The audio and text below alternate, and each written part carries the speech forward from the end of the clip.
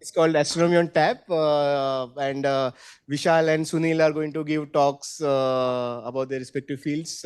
And this event will be hosted near a cafe, which is near ISC. So the event is at 7 p.m. tomorrow. When the conference gets over, we can get a shuttle from here and go and attend the event. So who is interested, please let us know so that accordingly we can do any arrangements required. If more number of people are there, we may require to get a bigger bus. So please let me know.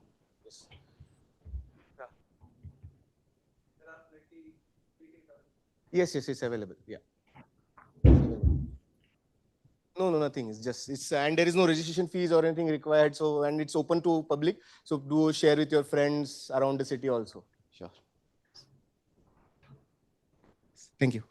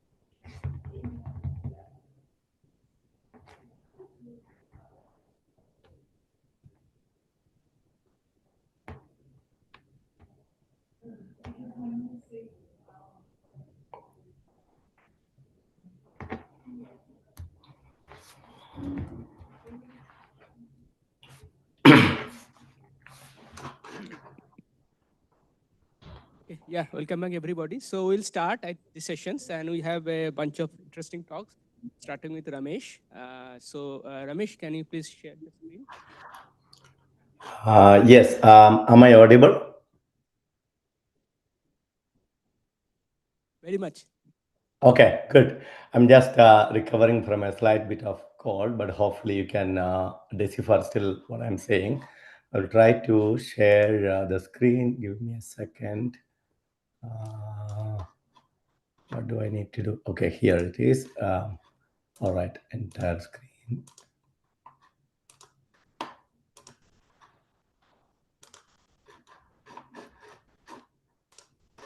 Can you see my slides?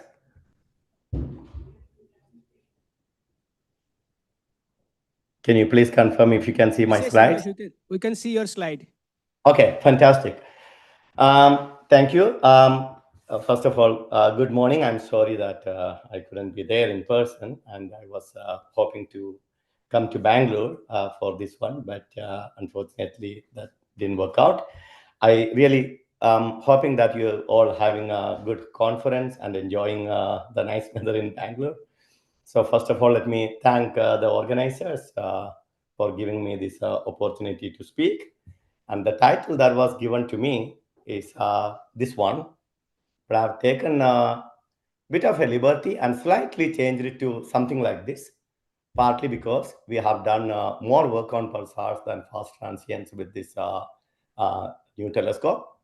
And secondly, some of the work that we have been planning to do with the fast transients is especially coming or stemming from the work that we have done for pulsar science in the recent past. Let me just get rid of this hiding button. Right. Oh, sorry. Did I lose that? Okay. Oh, good. All right. So most of you may have heard about this telescope, but for those who may not have heard, this nice and wonderful telescope we have in outback Western Australia.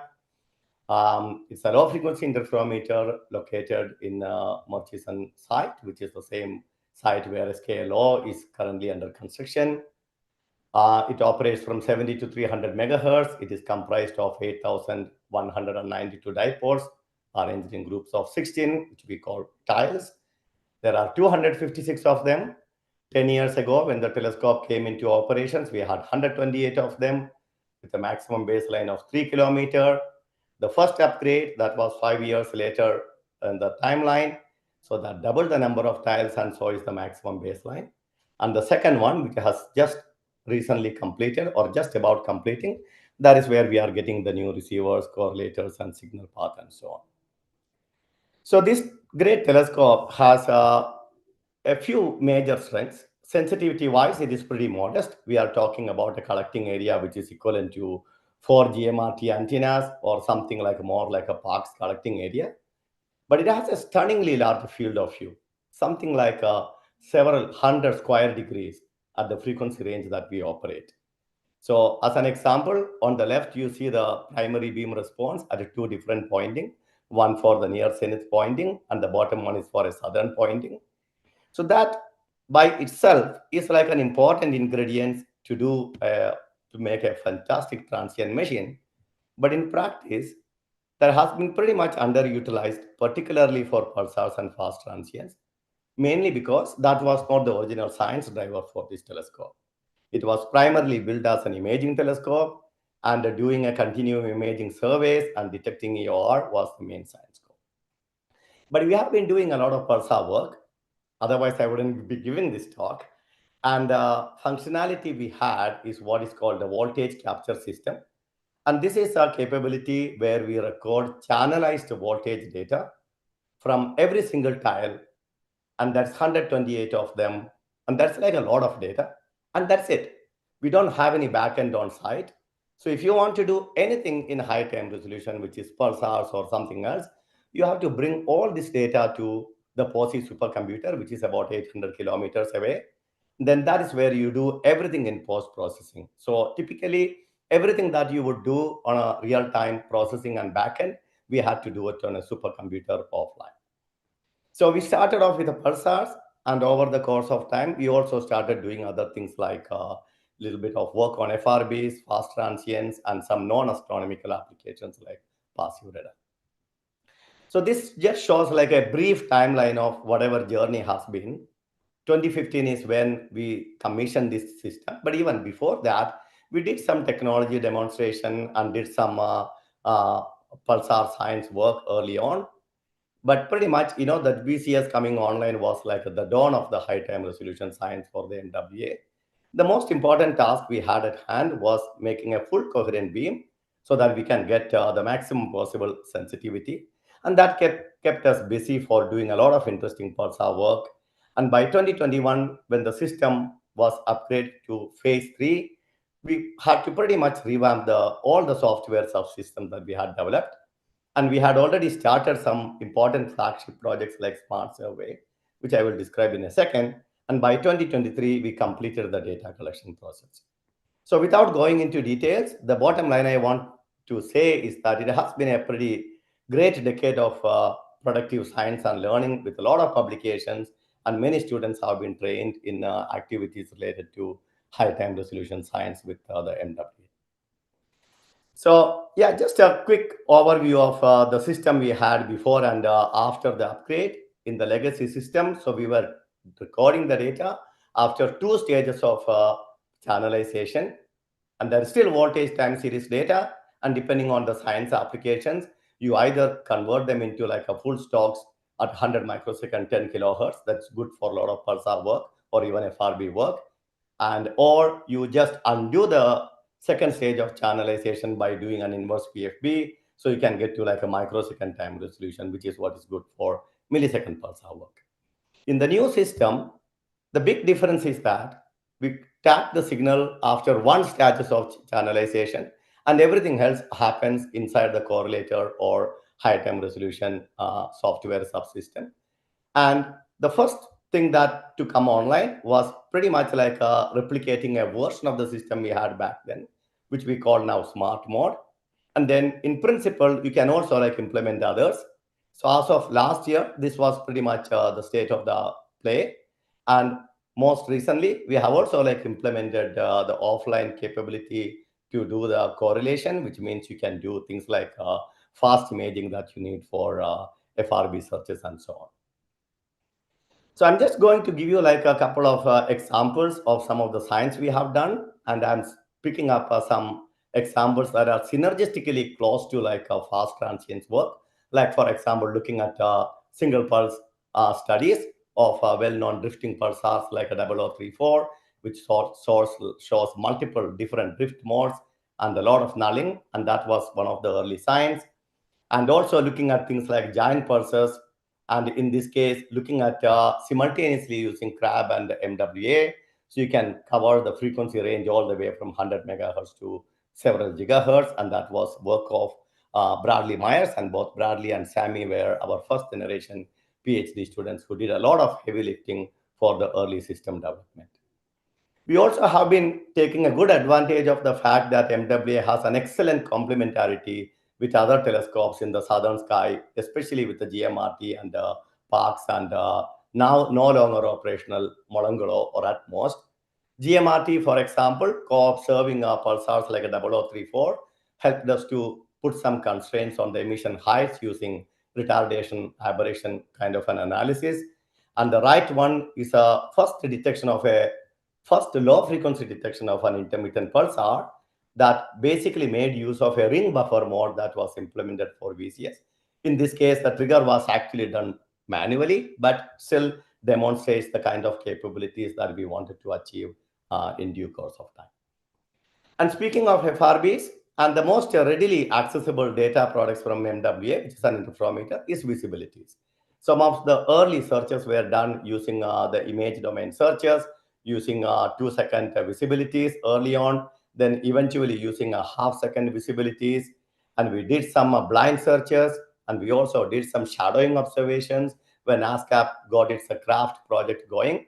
And then, of course, we also looked at archival data from VCS for some repeating FRBs bursts. All of them have been like a pretty much null detections, which is not a hugely big surprise given the amount of time we have spent and rather uncommonly used the frequency band for FRBs or even pulsars in general. But the bottom line to keep takeaway is that if you look at the kind of fluences that are being reported for, say, for example, repeating FRBs, that's the only kind of FRBs detected at low frequencies. MWA does have the sensitivity to detect them. It's just that you have to look at the right place at the right time, as it happens with all FRB detections. Other important things about MWA is that it is electronic steering. It's an aperture array. So response time is incredibly small. So in a matter of seconds, you can flew to wherever you want. Again, that is another underutilized capability. And more recently, we have been using it to detect prompt emission from things like long GRBs. And again, that some tantalizing detections with some follow-up, nothing that will make you jump up from the seat, but it turns out to be like possibly some signal from digital TV. But again, the bottom line is that even if you take it as like a non-detection, we can put some interesting constraints on jet and ISM interactions. So it's the kind of capability that will be hopefully used increasingly in the coming decade. That's all about astronomy applications, but MWA has also been like used for like some of the non-astronomical applications. One example is like using it as like part of a bistatic or multi-static radar network so that you can detect the signals from FM signals reflected from space debris or satellite or space junk, as you might call it.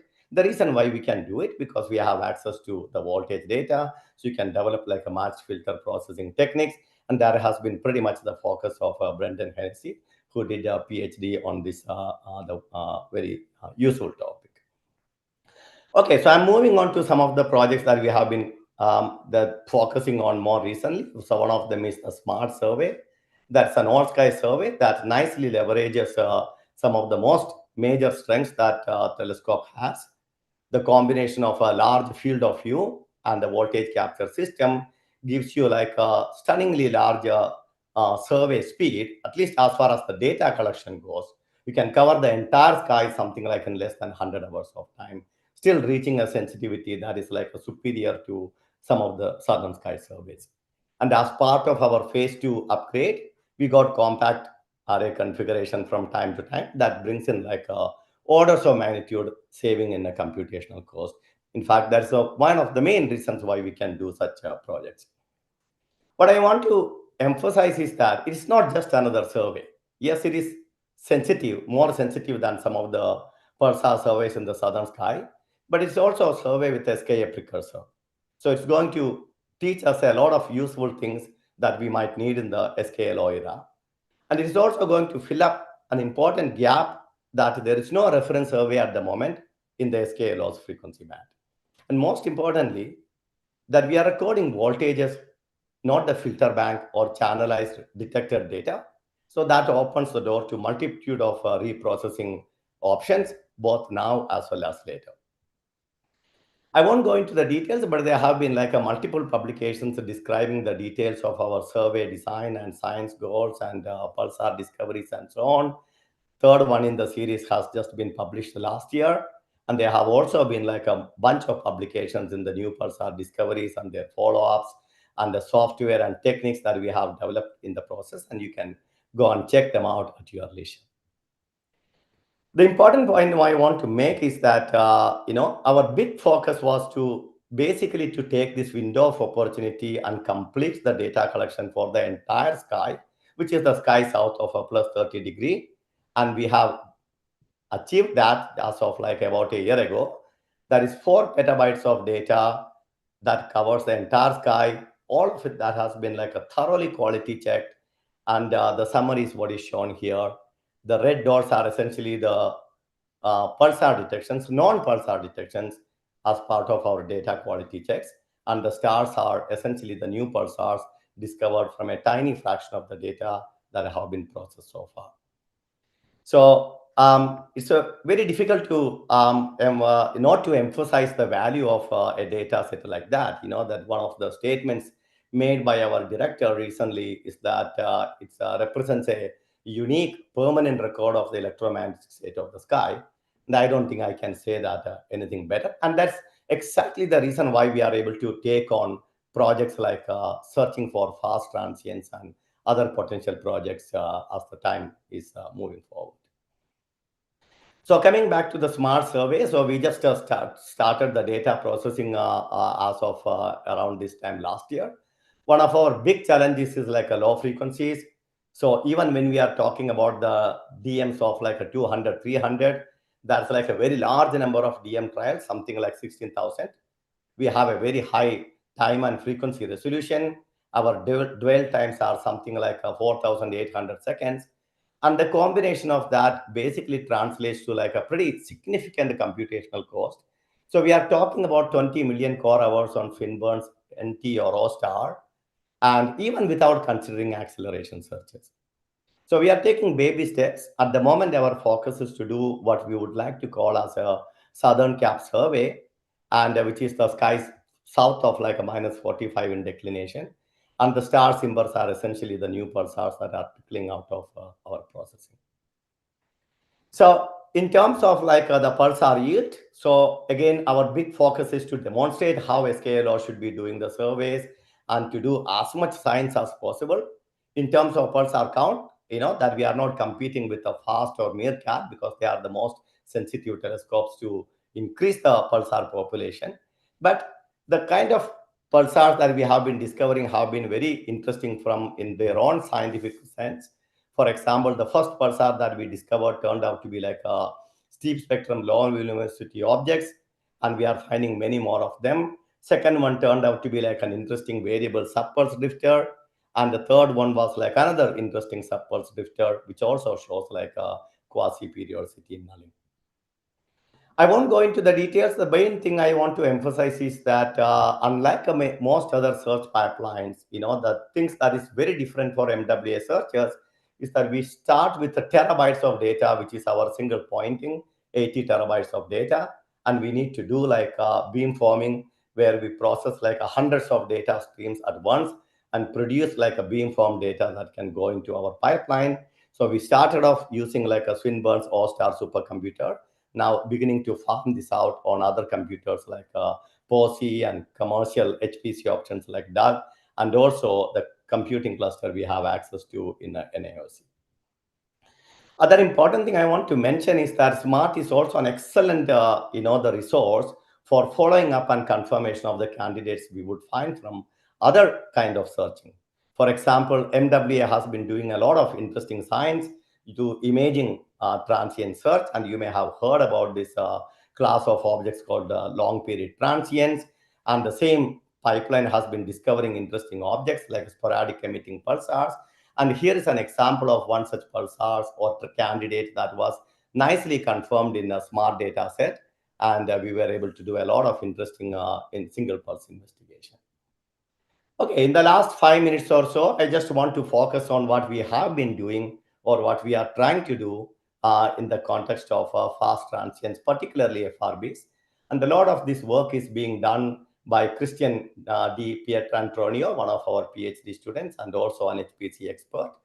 And like I said, this project is stemming from the fact that the smart data are recorded as voltages. So that means, that you can correlate them, you can produce visibilities. So you can do things like the fast imaging kind of approach that mirror trap or spotlight or like a real fast has been doing over the past few years. So tried and demonstrated techniques, a strategy, I should say. But the big difference is that at the low frequencies, your dispersion delays are extremely large. So that brings in like interesting computational challenges. So even with something like 100 hours of data, 4 petabytes of voltage data, that's what we wanted to start off with. And what I want to emphasize is that it is still like a non-negligible part of like a on-sky time. So if you equate like a smart survey, that 100 hours of data translate to something like a more than 100,000 square degree hour. Again, the sensitivity is not fantastic. We are talking about like a tens or a couple of hundreds of Jansky millisecond. And the plot on the right sort of shows like a expected number of FRBs for various populations that you would expect from CHIME or ASCAP or at most kind of FRB populations. The bottom line is that we don't expect very many FRBs, but given the fact that no FRBs have been blindly detected in this frequency band, going from 0 to 1 could be an enormous improvement. I won't go into the details of the implementation and software, but I will point you to some couple of papers that describe all the details. But the crux of the speed up comes from the fact that the entire end-to-end processing pipeline, which is done in imaging, it is all done in such a way that you minimize the IO and you do every single processing starting from like a correlation, imaging, and FRB searching and de-dispersion while the data are actually held in memory. And this has been like a thoroughly benchmarked on multiple different GPU architectures, and it's nicely portable and should be able to be, in principle, used in other kind of telescopes as well, if that is applicable. So what do we do when we have such a thing? So one of the first things that you need to do is like a test it and validate it. You heard that brilliantly many times by Scott just a short while ago. So this is a bright pulse from a O950. O950 is like a O329 plus 54 for northern telescopes.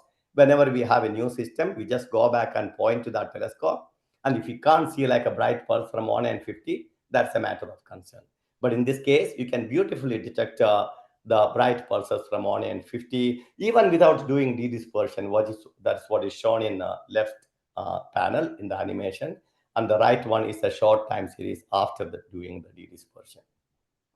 The main point I want to emphasize here is that a lot of our gear was basically developed in the imaging side that is customized and needed for something like FRB searching.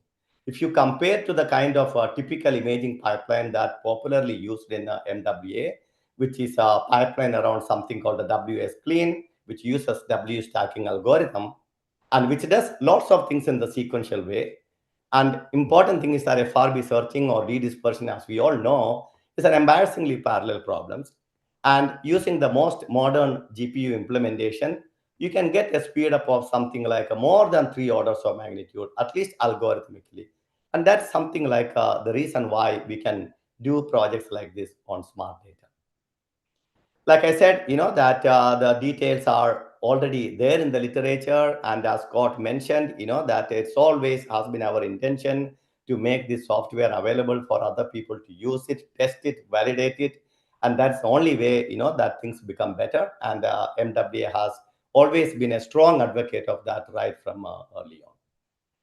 So how do we stress test it? Our second EC target is the giant pulsars, which are like a bona fide transients in the sky.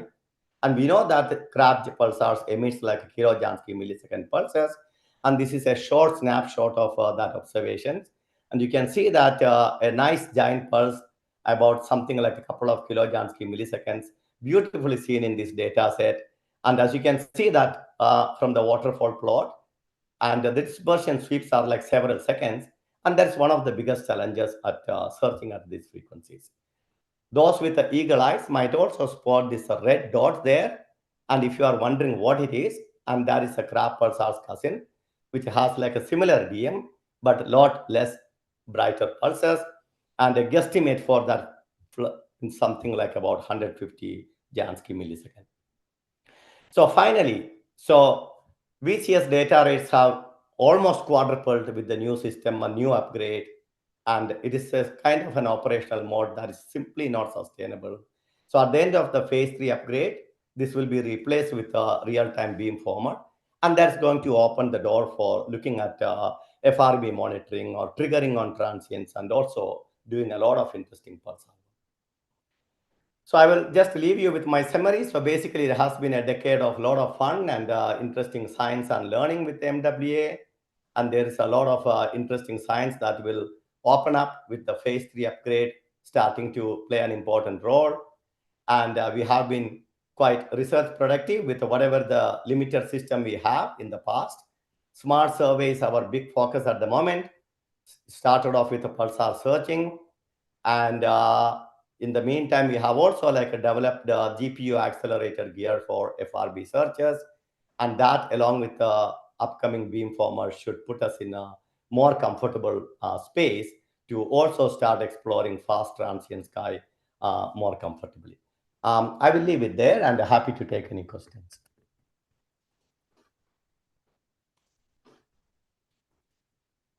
Thank you, Ramesh, for the exciting talk both on time domain and imaging part. So floor is open for questions and comments.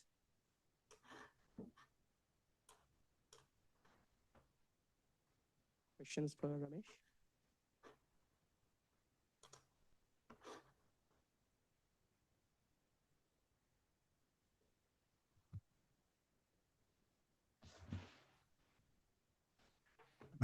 Thank you, Ramesh, for a nice talk. And it's nice to see these developments coming up. Just wondering, in the third phase, you're also upgrading the bandwidth, instantaneous bandwidth? Actually, no. The bandwidth is going to just remain the same, no increase in bandwidth. What is being increased is the sensitivity, because instead of 128 tiles, so now there will be like a flexible options to either use 128 or 256 or 128 just the long baseline, 128 compact. But in terms of bandwidth, it will be basically the same as what was there before. So what is being upgraded is essentially the signal path, the new receivers, new correlators, new voltage capture system, and of course, the same hardware and firmware is repurposed for the beamformer. So bandwidth hasn't changed in that process. So, sorry, one connected question. How are you connecting the 256 tiles? They're only if the front end is not upgraded? No, the front end is upgraded for 256. So at the moment, let me just clarify, we have 16 what we still call RRI receivers. Out of them, one or two of them have been giving troubles once in a while, but we still have a good fraction of them operational on the ground. And there are these 16 new receivers which have come from Shanghai Observatory, and they do the standard whatever 32 by 27 oversampled mode.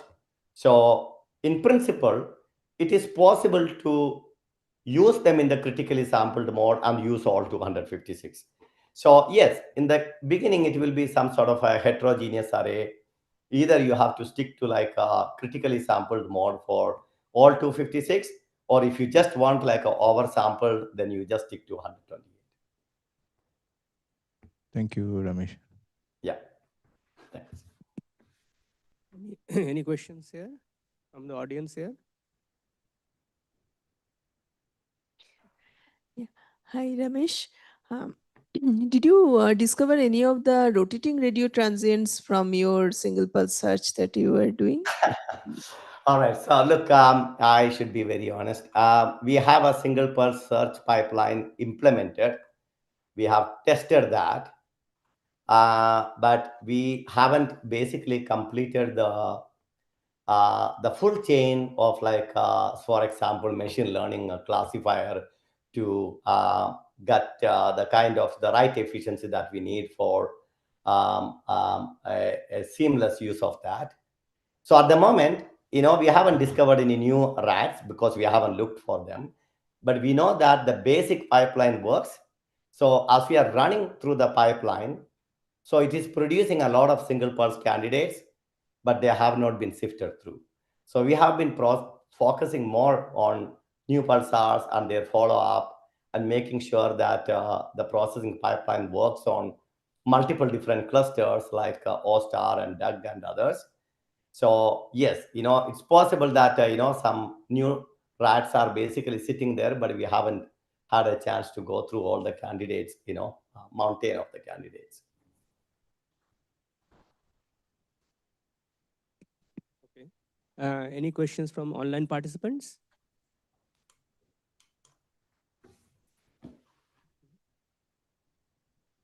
Maybe Ramesh, I have one question. So this blink versus WS clean, that speed up of 300x or something which you mentioned, that looks very impressive. So maybe like, is it like some kind of algorithmic changes like gridding or something which blink is doing significantly different than WS clean? Yeah, so the biggest difference comes from the fact that the WS Clean was basically developed as a fast and efficient wide field imaging pipeline, which does everything that you need to get the highest fidelity image, like gridding and deconvolution, all of that, right?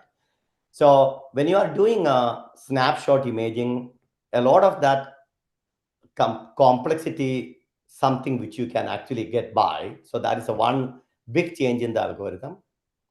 But otherwise, the real change is coming from the fact that we are only doing like a snapshot imaging, and the original WS Clean was actually developed as a CPU plus original. The GPU existed at that time, as opposed to the kind of GPUs that we now have access to, like MI250 and AMDs and others, so on. So in terms of algorithmic things, the biggest thing is like how you take advantage of the GPU architectures to do to do everything without getting data out of the memory. So in terms of algorithmic, I don't think there is a new invention there, but in terms of doing the most efficient implementation that you need to make a good enough image for 20 millisecond snapshot, that what was the original focus was. So I agree. So in some sense, this comparison is not the most ideal, but if someone wants to do that without the blink pipeline, that is our option. That is why, the comparison was only made with that. But I'm sure that if someone is to try to implement WS Clean for a faster version for fast transient searching, you can do that. But most of the efficiency here actually comes from the GPU acceleration and the modern GPUs. No. Thanks, Ramesh. Yeah, it makes the point. Yeah. Any further questions for Ramesh? If not, let's thanks Ramesh. Thanks, Ramesh. Excellent. Thank you very much, and I will see you in the evening. Yeah, I will of course be listening online, but I will come online, later in the evening. Thank you. Sure. Thanks. Okay, so we'll move on. We'll have a talk by Kritti on DSA 110.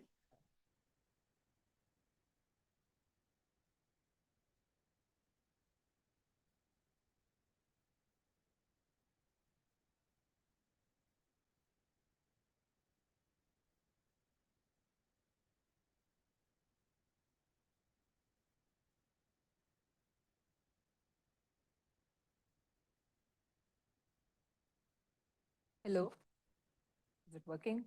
Okay, great.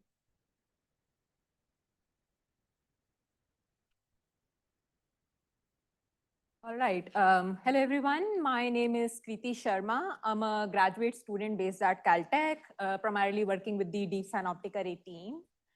DSA 110 is a part of the broader Deep Synoptic Array project, which we heard more about earlier this morning by Vikram.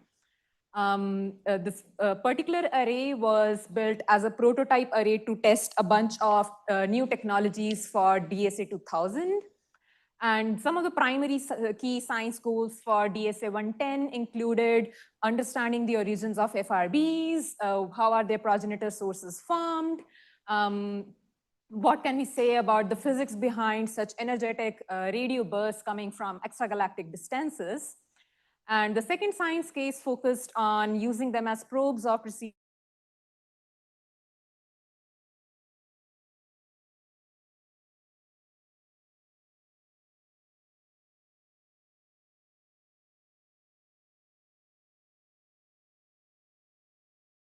processes and how the universe basically evolves. The array itself is based at this beautiful location in Owens Valley Radio Observatory, observatory, which is in the middle of this valley in California. The array is designed such that there's a core which basically forms phased array beams to search for FRBs. So during the initial commissioning phase, we only had this east-west arm of the grid of 48 antennas, which was doing this phased array search for FRBs. And more recently, we've upgraded the array to include this north-south arm of the array, which is expected to almost double the rate of FRB detections with DSA 110 project. It basically comprises of 4.65 meter diameter dishes, which were spin formed. And the frequency band that we are searching at is between 1.3 to 1.5 gigahertz, which is kind of optimal because your expected scattering and other burst related properties are expected to less influence your observed FRB burst. The field of view of the instrument is about 10 degrees square. So it was really optimized to search at search for a larger field of view such that you can find more and more FRBs. The maximum baseline for our instrument is about 2.6 kilometers. So we have about 15 outriggers within the array, which are basically used to help with arc-second scale localizations of FRBs. So every time a burst is detected, we save the buffer data for outrigger antennas together with the core antennas to enable offline analysis, such as doing or characterizing the burst properties like polarization properties, or to conduct high time resolution studies of the burst itself, and to also enable precision localization, which we used to do offline. Here you're looking at an example dish of DSA 110. Given the key science goals that we wanted to do or achieve with DSA 110, we had really put some stringent constraints on what technical design we expected from DSA 110. So we use these low-cost spin-formed dishes, which are steerable in elevation only, and all of this can be done remotely, and this one was built at OVRO itself. We also use these low-noise amplifiers, which deliver an ambient temperature, noise temperature of about 7 Kelvin. So this is again the same LNA that was presented by Vikram earlier this morning. So we're using the exact same technology for DSA 2000 as well. Apart from that, we have this multi-purpose digital backend with all these high performance computations, which basically works in the backend to perform the search for FRBs, does full cross correlation, beam forming, and voltage recording. So all of this is basically fully automated for DSA 110. The commissioning phase for DSA 110 was as follows. So we were funded in 2018 by NSF. The preliminary and final design reviews were conducted in 2019. And of course, as any other project, there were delays because of COVID-19 in construction during 2020. Early in 2022, we began commissioning with the core of 48 antennas with 15 outriggers. And we ended up in a sort of extended early science period with that array. The recent update is that we have completed construction of the north-south arm of the core, and we are currently commissioning with this new addition to the existing array. And once this is operational, our expectation is that it should more than double the current rate of FRB detections with DSA 110. This is an example burst detected by DSA 110, one of the first FRBs. So you're looking at the waterfall plot and the corresponding SNR of the burst together with the PAs. So every time a burst is detected, we basically use calibrator sources within the field to correct for, to basically get all the antennas in coherence. And once that happens, we use these nicely localized VLBI sources within the field to perform astrometric corrections and to basically help us achieve arc-second scale localizations of FRBs. So here we are looking at the rough PSF of DSA 110 with just the east-west grid of the core. This is what a dirty image for an example FRB looks like. And once you perform the deconvolution, this is what the clean image of an FRB looks like. And then we use calibrator sources within the and outside of the field to basically perform astrometric corrections. So the plot on the right here is a demonstration of the accuracy of DSA 110 localizations. So we are looking at about 70 sources within DSA 110 data as localized in RA and DEC. So out of the 69 sources, there were only 4 for which the 90% confident localization region did not include the actual location of the source. So this is a demonstration of our localization accuracy, especially for bright sources within the field. So to summarize, DSA 110 has a field of view about 10 degrees square. And using all the outriggers, which have a maximum baseline of about 2.5 kilometers, we are able to localize FRBs to about 2 arc-second precision. So far, we have discovered about, I think, 70 or 80 FRBs, out of which a sample of around 30 to 40 FRBs is currently published. So here, what we are looking at is the cutouts of all the host galaxies discovered by DSA 110, organized in increasing order of their redshifts. You can see the DMs of the FRBs listed as well. The red regions here denote the 90% confident localization region. And the cyan cross here basically highlights the path associated host galaxies for each of these FRBs. So we've conducted optical as well as near-infrared follow-up for majority of these galaxies in our sample to basically be able to achieve better resolution and better depth in terms of imaging, as well as spectroscopy to measure the redshifts. So here I'm just showing an example burst that was followed up with Keck, which is a 10-meter class telescope based at Hawaii in Mauna Kea. So for this particular host galaxy, we had placed slit along this green line, and this is basically the localization region of this particular FRB. And here you can look at the examples spectrum of this particular FRB. So if we have more than 2 to 3 lines, then we can basically have a confident spectroscopic redshift measurement. I'm sure several of you who were also here in the last week for the school component of this particular workshop, you've already heard me talk in a great detail about how we go about modeling the spectral energy distribution of these galaxies. So really quickly, we do a joint fit to both the observed photometry as well as spectroscopy to derive basic host galaxy properties like stellar mass, star formation rate, etc., to basically try and understand what these FRB sources may actually be. Together with efforts from several collaborations, including work led by Shivani, Alexa, Mohit, Casey, and myself, we have together built a sample of about 50 to 60 FRBs for which we have very precise and better understanding of their host galaxy stellar mass and star formation rate.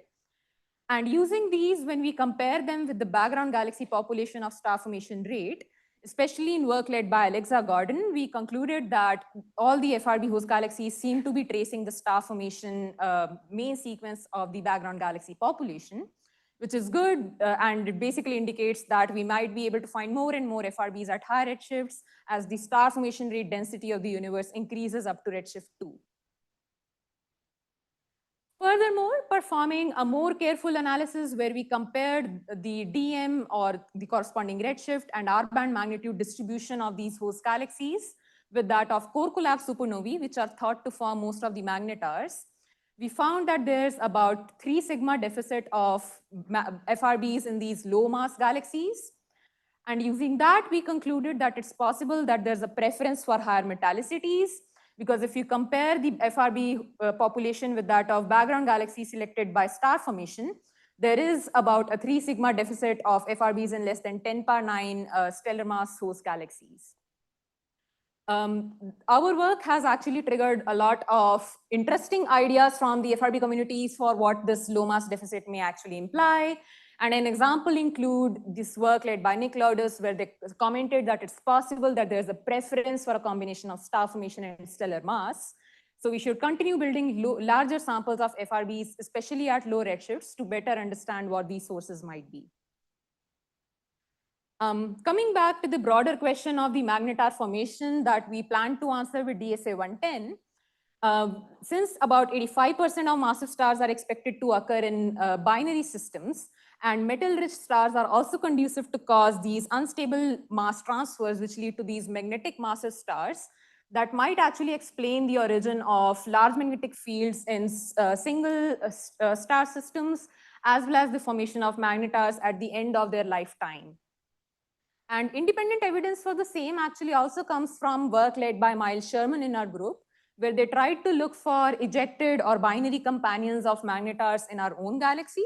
And we basically didn't find any good candidates for companions, thus establishing that about 80% of isolated magnetars in our own galaxy must have formed through some sort of a stellar merger scenario.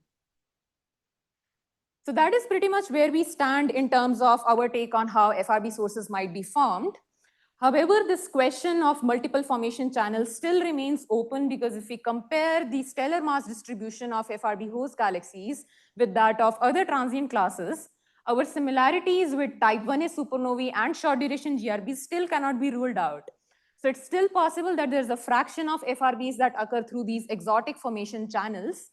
But still, based on the rate arguments, we think that the fraction of FRBs coming from these formation channels must be very low.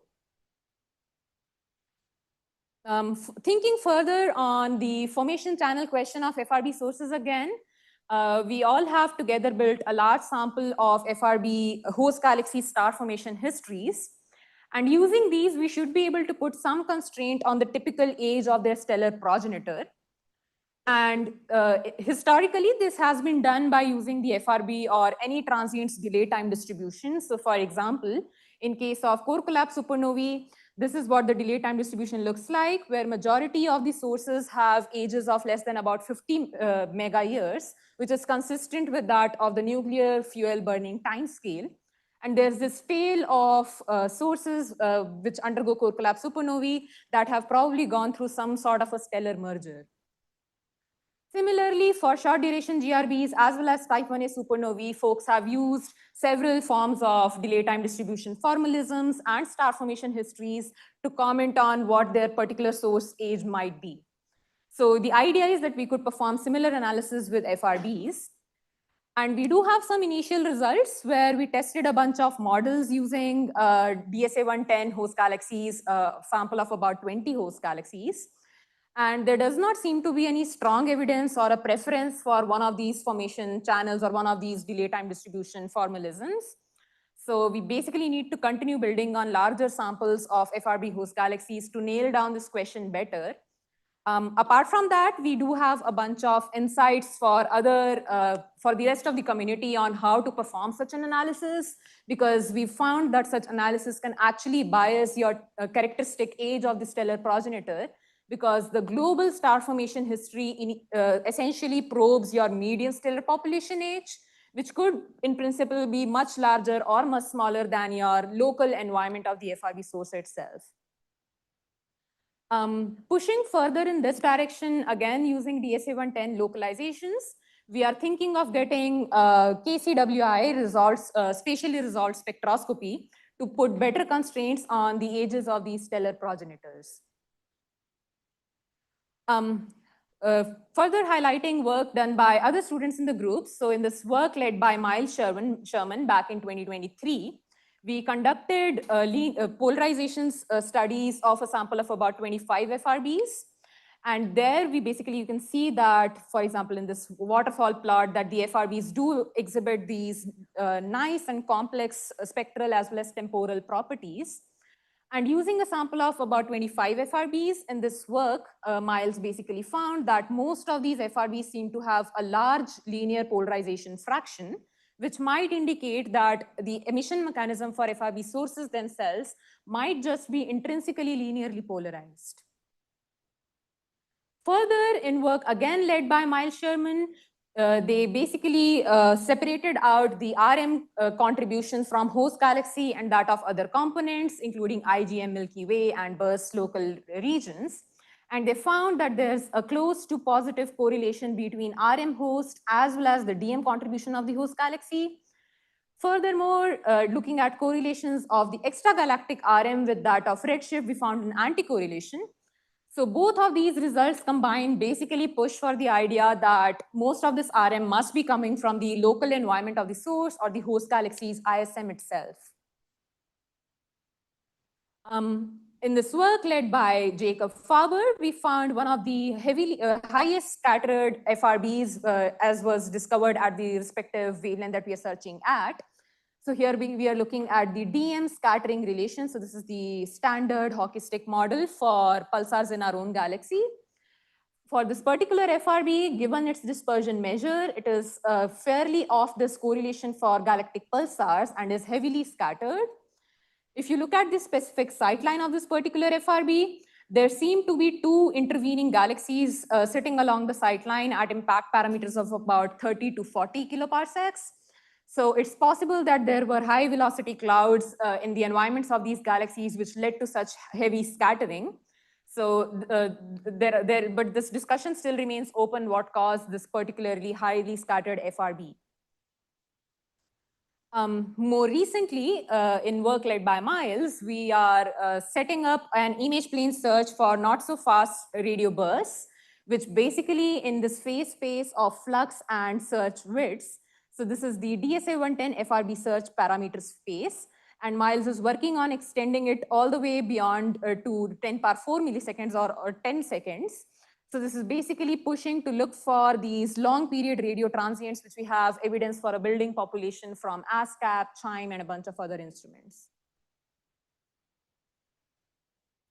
Given the latitude or the specific location of DSA 110, we are also actually sitting at the same longitude as that of CHIME.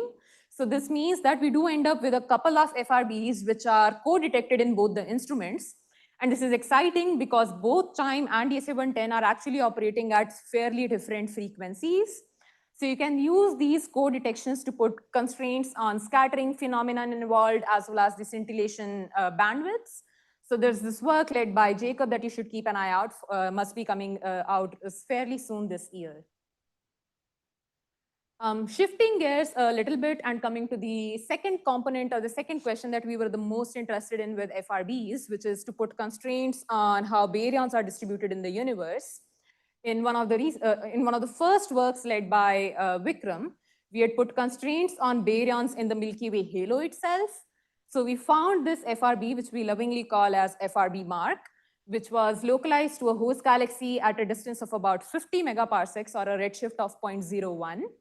So this is fairly close to Milky Way, and combining this particular FRB sightline with pulsars and Magellanic clouds, as well as M53 globular cluster, we had put constraints on the baryon fraction in Milky Way halo, which is less than 10% of the total Milky Way halo mass. And if you compare it with baryon fraction, which is about 16%, this is about 60% deficit of baryon mass in Milky Way halos. And this is consistent with hydrodynamical simulations like that of elasticity in G, which pitch that feedback phenomena can actually push out your baryons fairly outside of your R200. Furthermore, we have also detected a bunch of FRB sightlines, which are actually through massive galaxy clusters. So here are two examples in work led by Liam Connor, who's now based at CFA, where we found these two particular FRB sight lines with dispersion measures of 630 and 270 parsecs per cc. And given their respective host galaxies, the expected mean dispersion measure from their IGM contribution was expected to be order 100 parsecs per cc. So there's clearly a strong offset or a large excess in observed dispersion measure of these FRBs. And if you compare it, or if you look at these particular sight lines in terms of the galaxy number densities in the fields of these FRBs, then you can clearly spot this excess of galaxy number density. And this is actually two massive Abel galaxy clusters which these FRBs were originating from. So if you take example galaxy clusters in hydrodynamical simulations like elasticity and G, and try to construct their DM profiles as a function of impact parameters, then for these characteristic halo masses, which were comparable to these two respective galaxy clusters, the observed excess dispersion measure for their corresponding impact parameter was actually consistent with that of hydro simulations. So this basically pitches for the idea that you can indeed use FRBs together with other probes like SZ measurements or X-ray cluster measurements to better understand the halo gas profiles or halo density profiles. Finally, I would like to highlight in one of the recent works led by me myself, we studied the dispersion measure redshift relation, and we found that the variance or the scatter in the DMZ relation is actually correlated with the degree of clustering of baryons in the respective halos. So here, as an example, I'm showing three simulations, Astrid, Elasticity in G, and Simba, each with increasing strength of baryonic feedback as you go from left to right. And in the bottom, we are looking at DMZ relation in these simulations. So you can clearly see that as your halos become less clumpy or as your halos become relatively smoother, your scatter in the DMZ relation actually reduces. So with DSA 110 and existing samples of FRBs, we are working on putting constraints on the variance in DM as a function of redshift, and hence thinking more about how to put constraints on the strength of feedback in universe. You will hear more about this from me tomorrow. Finally, I'd like to highlight again one of the recent works by Liam Connor, where we studied the DMZ relation. And as I mentioned, the scatter in the DMZ relation depends on the strength of feedback or your partition of baryons in massive halos and IgM. So Liam used a hydro simulations based framework to put constraints on the partition of baryons into IgM and halos. And using that, we've put about a 10% constraint on the fraction of baryons in IgM to be about 80%.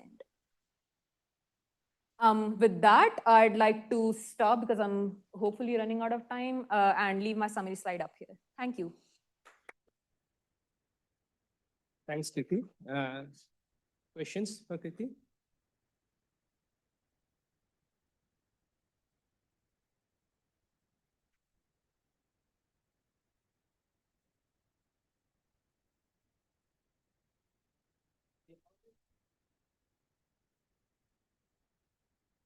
Very good question. So the question is, how do we separate out the IgM and CGM contributions? So it really depends on how you define your halos. So for example, in case of elasticity in G, I think it's defined as R200 as a boundary between IgM and CGM. I think a better way of looking at it would be, instead of like partitioning the two out and leaving it controversial how the partition is, you could instead look at suppression of matter power spectrum. So I'll be happy to talk more about this offline, but you can actually look at correlations and variance in DM with that of matter power spectrum suppression. And in that case, you won't be sensitive to the definition of halo itself. Okay. Of things, Kritti. So about the last part of your work, where you are going for this DMZ relation with simulations. So what is the present this thing from observational point of view? So do you have enough sample to constrain this DMZ relation and then compare that with what you are getting in simulation? So with order 100 FRBs in terms of suppression of matter power spectrum, again, we should be able to put about 10 to 20% constraints on suppression at a scale of megaparsec inverse. So this is comparable to, let's say, that of KSZ from ACT, for example, right now. So in terms of like comparisons with different probes and whether or not we're competitive, I would say we are indeed competitive, but we don't have first constraints on such measurements that we could actually start comparing with different probes more meaningfully. I guess with elasticity NG specifically, here we used a sample of about 70 to 80 FRBs to constrain the variance in DM. And here we were again specifically using this partition to do the comparison, but we were specifically working under the framework of elasticity NG. So we haven't really done comparisons with other simulations in this case.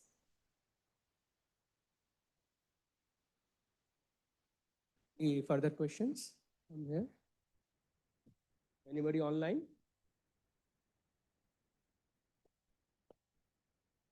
Okay, Ramesh, please go ahead. To unmute myself. Yes, can you hear me? Yeah, Ramesh. Yeah, so thanks very much, Kritti, and a lot of interesting updates there. And I must confess that I have not been super up to date with the latest, a lot of this high DM FRBs. But my question is sort of related to the point that was brought up earlier. But I'm asking more from the perspective that with this the current sample of or growing sample of high DM, high Z FRBs, do we have a clarity on where most of the scattering is coming from, IGM or CGM, or is it like a FRB dependent? I think the belief is that most of the scattering actually comes from the host galaxy itself. But I'm probably not the best person to answer this question. There might be more experts in the audience on the subject. But I think the broad consensus is that most of the scattering is occurring in the host galaxy itself because it goes as 1 plus z to the power 4, I guess. So it has to be within the host for us to be able to detect, because it's also the observing lever arm that you need to account for. So there are a couple of effects which make us believe that most of the scattering must have occurred within the host environment. Thanks. Yeah. Any further questions? So Kritti, maybe I can ask one thing.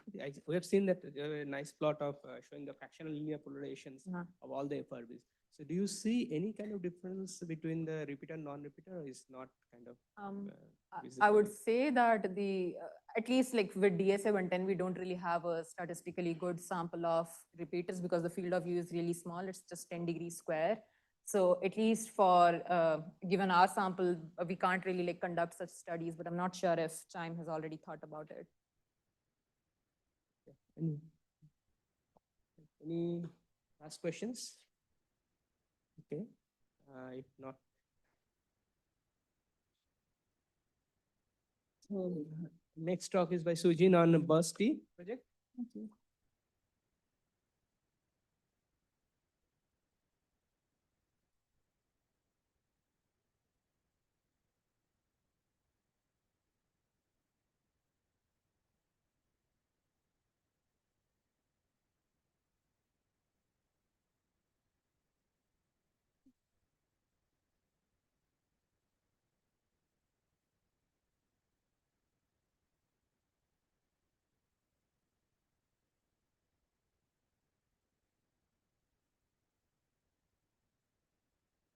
Recognized.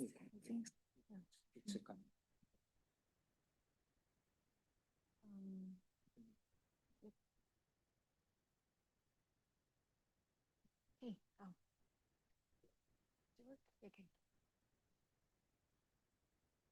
Hi everyone, I'm Sujin, a postdoc at HIA in Taiwan, and it's a great pleasure to introduce our project alongside other instruments.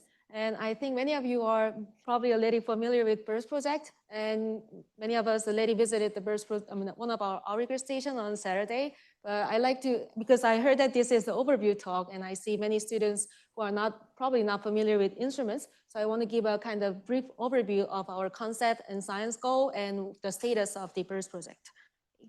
So this is my first time to India, and I wanted to share that I heard that the Bengaluru is one of the science cities in India.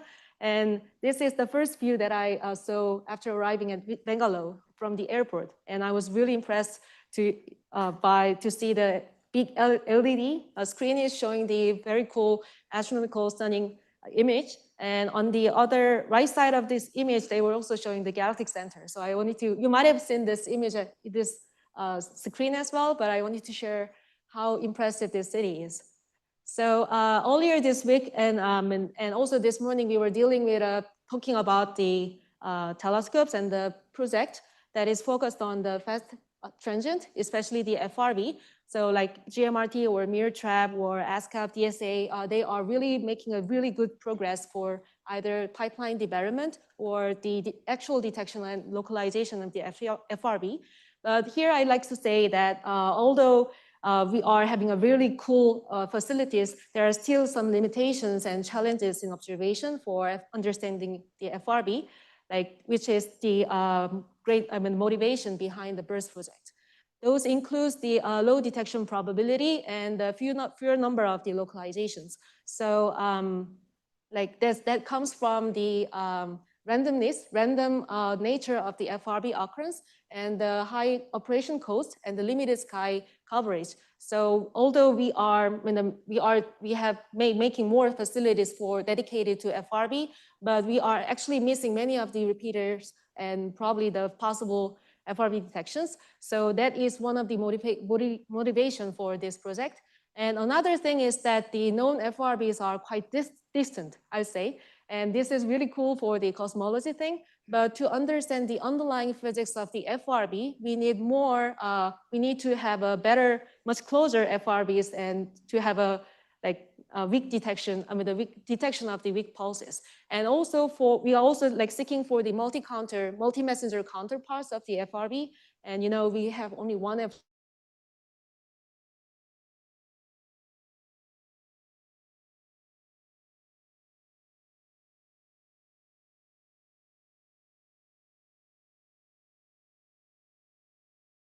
understanding of the FRB natures and physics. So these are the challenges that we are especially focusing on.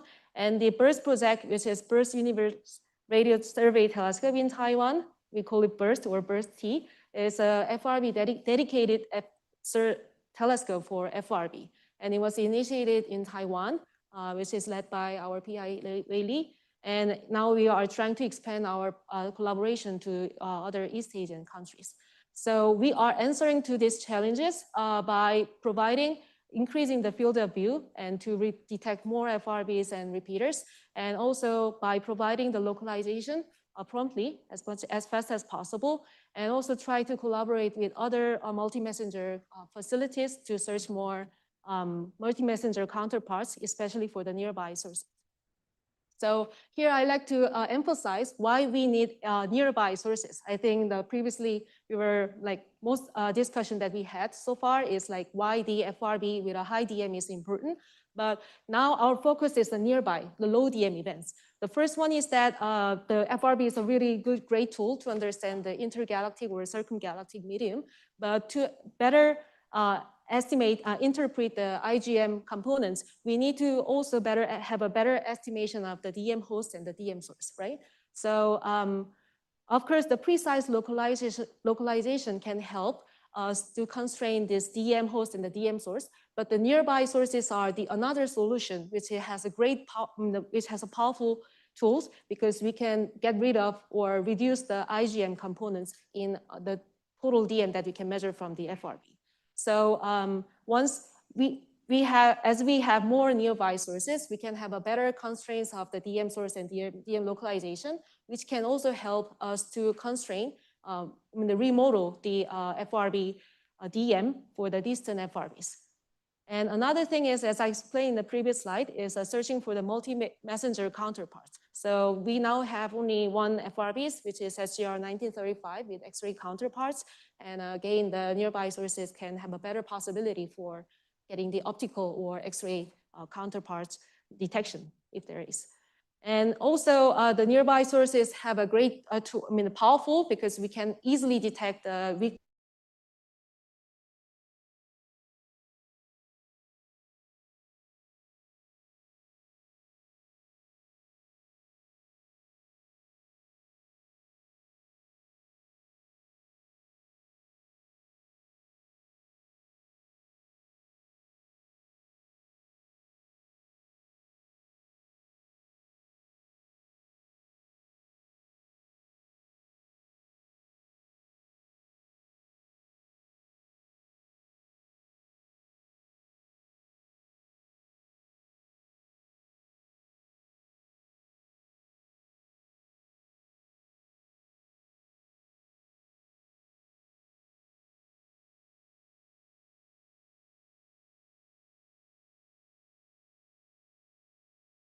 Wesley.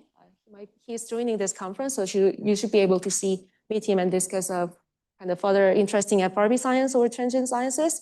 And basically, we have more people in Asia, but not only the Asia, we are also collaborating with other Taiwanese universities. So this collaboration is making growing the transient science across the country and also East Asia, and make the students more involved in these sciences. So we have international collaborators from Japan and India. So we have Pradas and Pratu here, and we possibly in a few months we were going to have a South Korean collaborators as well.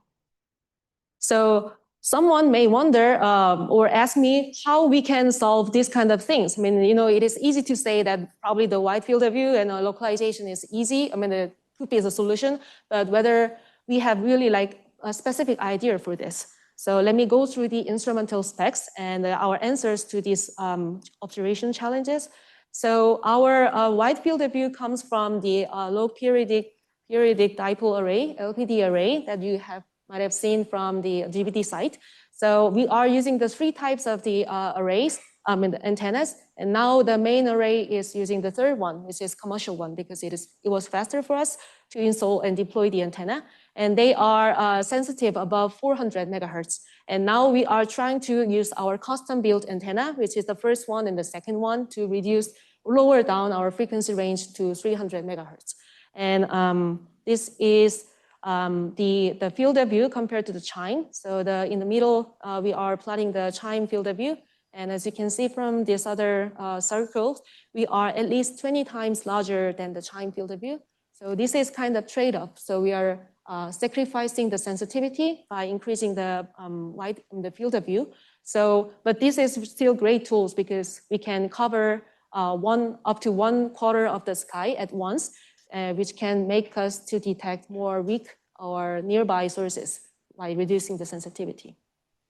Okay, so this is our antenna response with the measurement results from the anechoic chambers.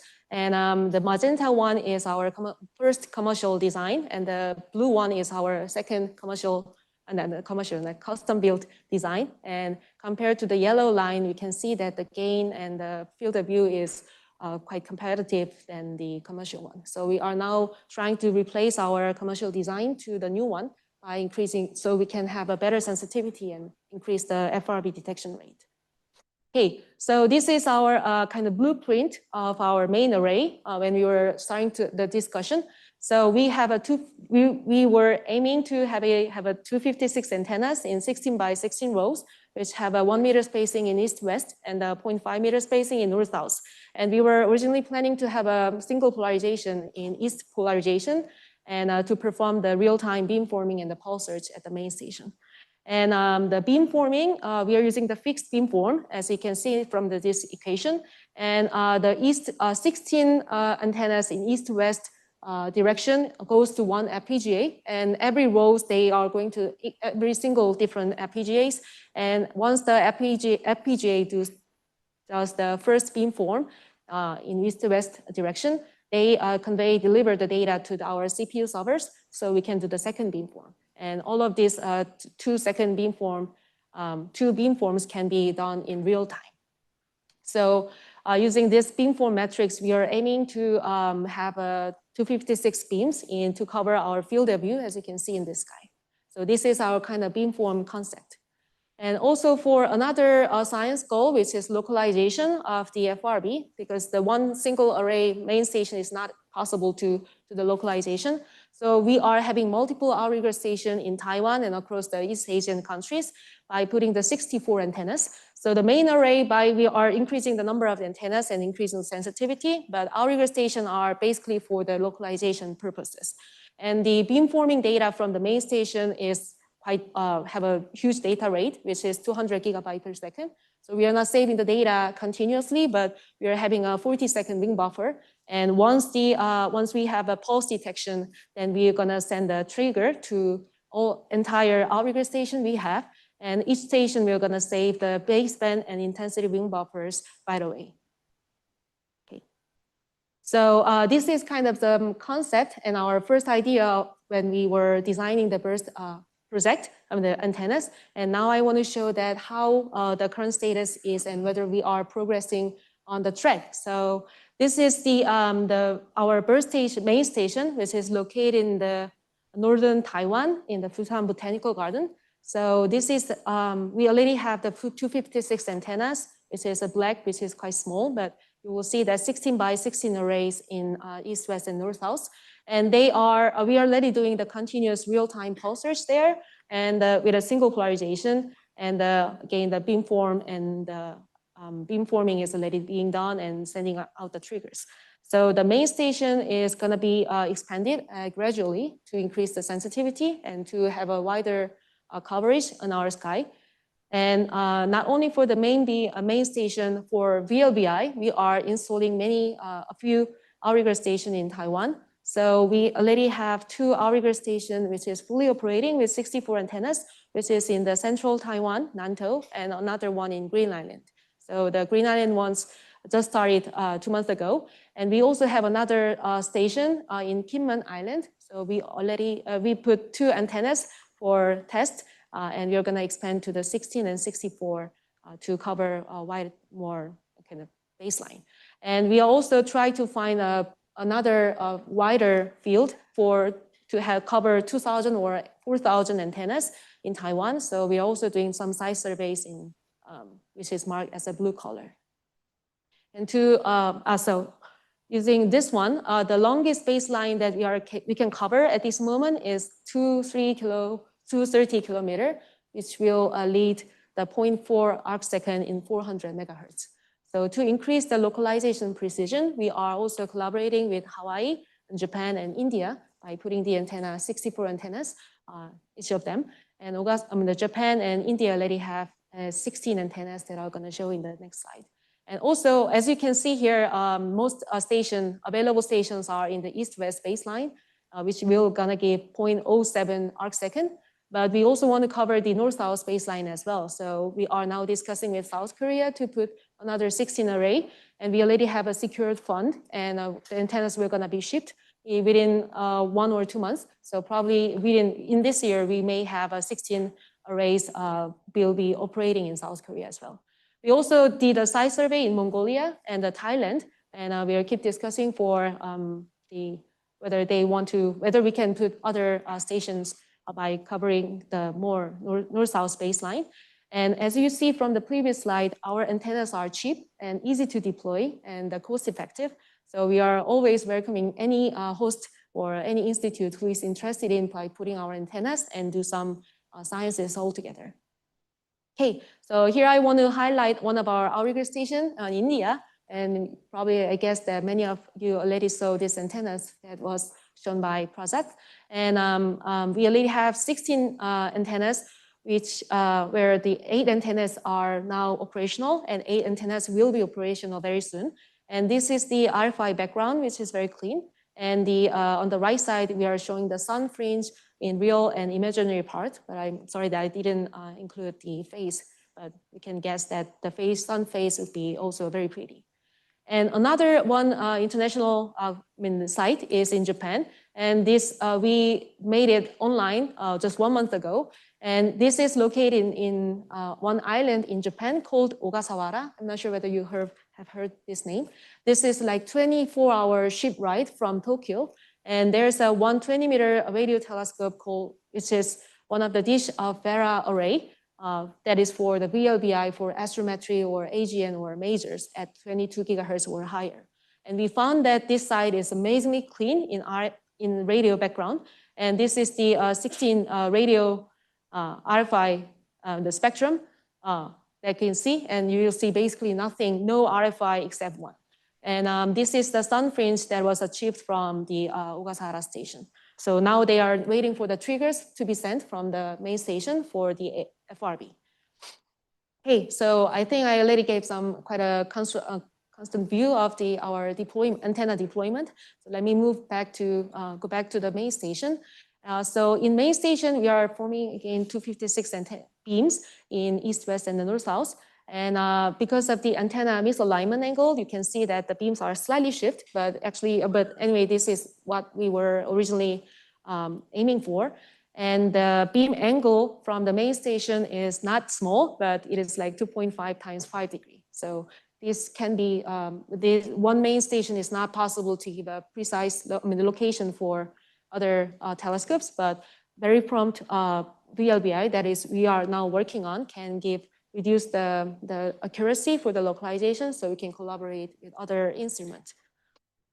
Okay, so our beamforming is really working well. So this here, I want to show the video, our 16 by 16 pixel sky view. So the left one is the sun, and the right one is the Cygnus A and the galactic plane.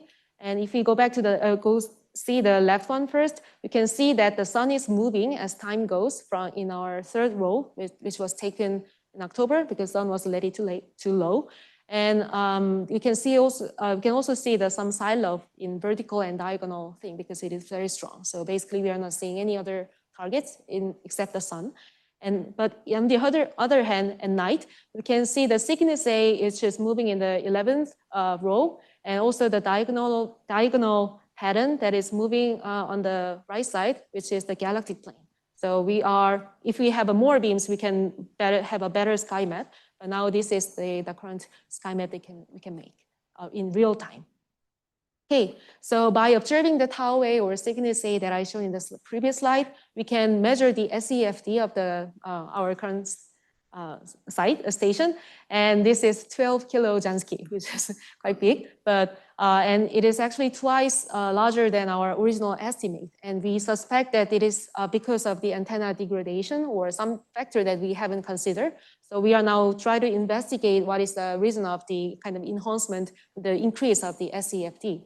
But if we plot our current status burst to 56 antenna in this field, then we can see that the expected FRB detection rate is 1 per 90 or 100 days, so 1 per 3 months.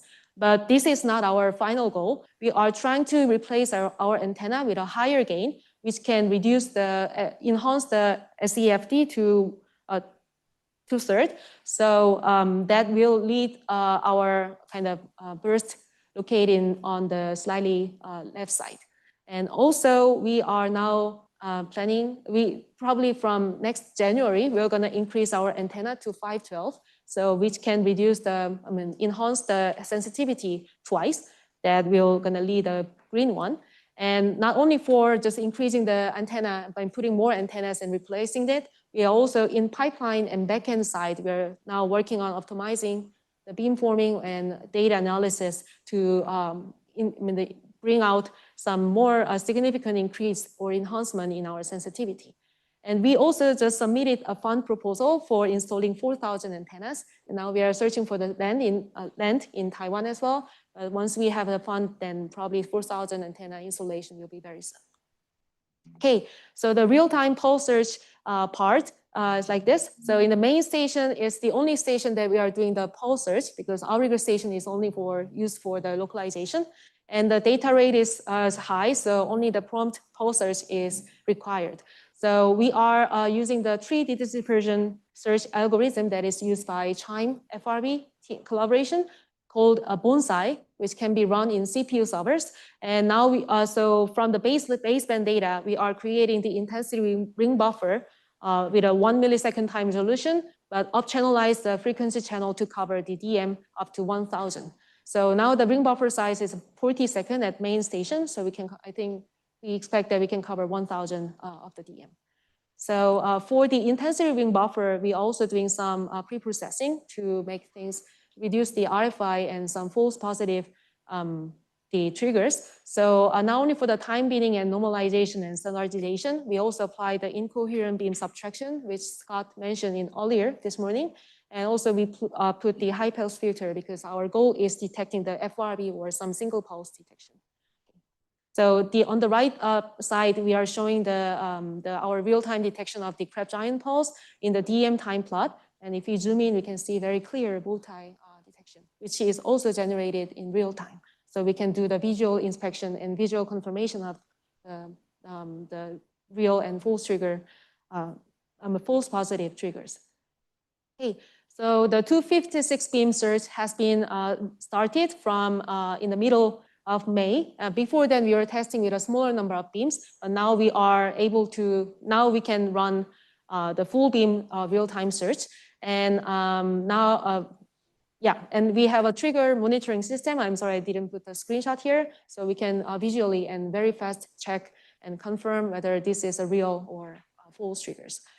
And I'd like to share the most recent results from BURST, which this is actually the first conference that we are showing these results, that we got the first FRB detection 3 months ago, sorry.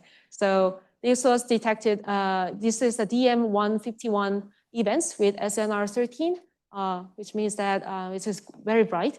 And some may wonder whether this is real because it could be RFI.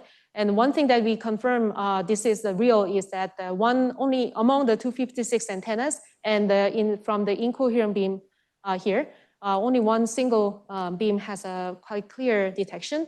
And also we could confirm with a detection from another outrigger station as well for the same time and the same similar intensity. And the DM time plot also show a very clear bow tie thing. So now we are working on, because only one other outrigger station was working, so probably localization is not easy, but we are now trying to optimize our sensitivity and or the cross correlation results to make things this detection sounds more interesting. And okay, and for the VLBI we are still working on, but it is still on the track. So basically, we are using the O329 pulses and Crab Giant pulses to cross-correlate and get the delay. So we are not using any major clock, but we are trying to use the GNSS signal. So this is the from the single pulse cross-correlation from O329, we can calculate the antenna delay, expected delay, and also compare with a GNSS signal to achieve or get some idea for the better GNS calibration for timing. And again, this is the Crab Giant pulse cross correlation results that we got from our Daniel.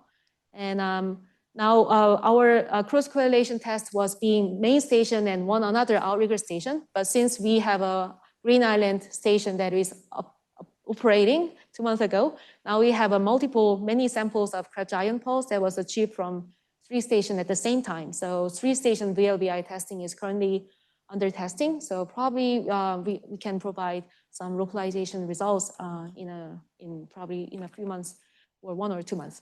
So I think I'm running out of time, but I want to emphasize that the BURST is really exceptional and it's a very unique telescope. So we can answer some of the key FRB questions, including whether all FRBs are repeater and what is the physical associations with other multi-wave counterparts. And another thing is that the BURST nearby sources can answer the DM source and the DM host. That is not easy for the distant FRB. So this requires a close collaboration with high sensitivity facilities for follow-up. So BURST only cannot answer this one. So we want to we are really willing to discuss and collaborate with every single instruments together. So to make the science output with the greater science output. So I think I'm really running out of time. So just one quick thing that I want to share is that not only for the FRB, BURST can be used for other things. Sorry. So one thing is a solar radio burst that we got recently. So solar radio burst type 3 can be similar to the FRB or some transient signals. So we are now trying to save some single beam baseband for searching for the solar radio burst. And also we got a real-time detection of the SRB as well. So this is the SRB that we were just recently find out that it is real sources. And also the single pulse studies and the pulsar scintillation, it can be possible work. So we have a lot of ongoing works because like machine learning classification of the triggers and also dual polarization and increase the sensitivity. But all of them is now on the way, and we should be able to have some of them achieved within a few months. So please keep an eye on our project, and always we are willing to help and share any ideas about the BURST with all of you. So just let us know if you have any questions. Okay, thank you. Oh yeah, thank you. Thank you so much. I just want to say that because we got a detection just after FRB conference, and now I'm attending another conference. So my friends was asking me that probably we will get another detection very soon. So I'm really keen to check our monitor system, and every day, probably tomorrow or the day after tomorrow, we will get another detection. And if I get on, I will definitely let you know. Okay. Thank you.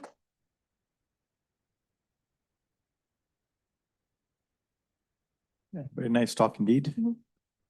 Questions for Sujin? We have time for a question or two, quick ones. Hi. So you said that the FRB that was discovered, that was detected in 3 stations, right? If I am not mistaken. You mean FRB detection? No, it was unfortunately it's a 2 station only. Because one outrigger station was not working at the time, operating. So we have 2 station detection of this FRB. Okay. And you detected this FRB in both the station with similar detection significance and right. Like for SNR, definitely the main station is higher because we have 4 times larger antennas. But if we convert to the SNR, I mean the intensity, we think that they are comparable. And okay. Yeah. So this should be the real. Thank you. Thank you. Any other question?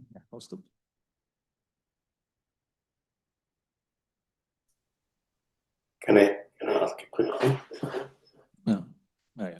All right. Yeah. Thanks a lot. That was very interesting.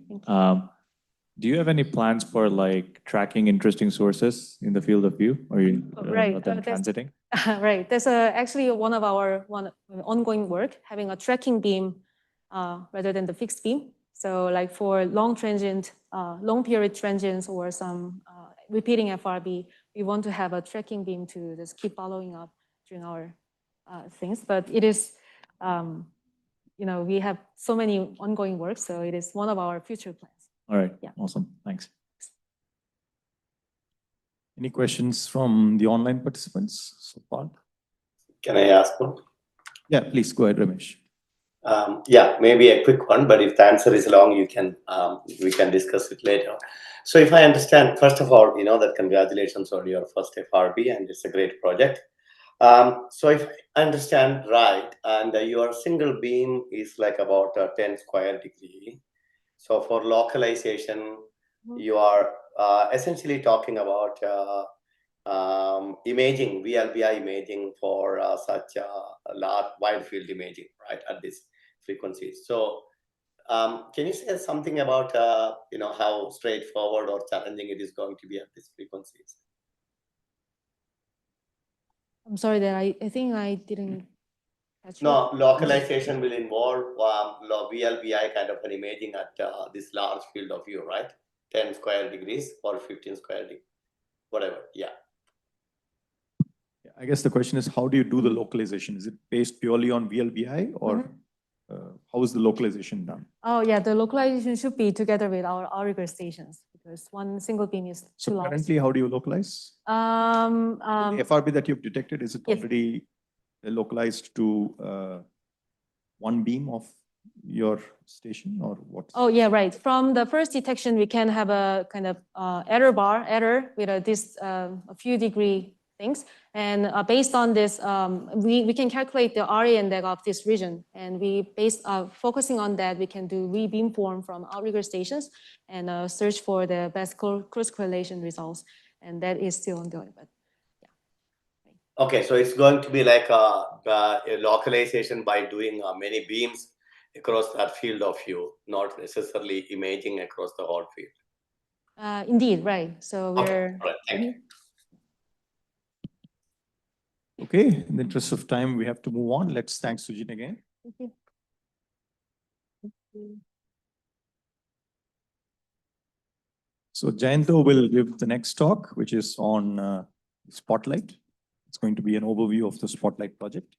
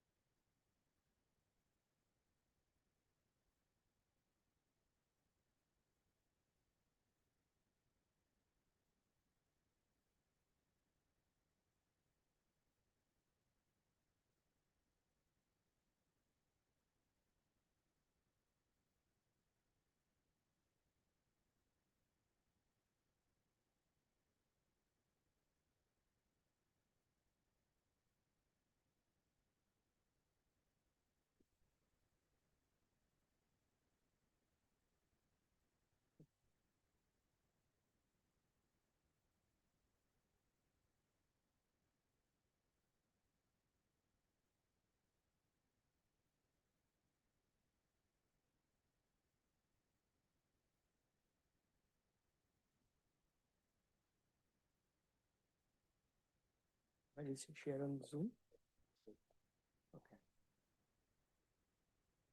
Okay. Okay, I'm standing in some odd time now between your lunch and the session. So I'll try to be fast. And I think some of you have already heard about Spotlight.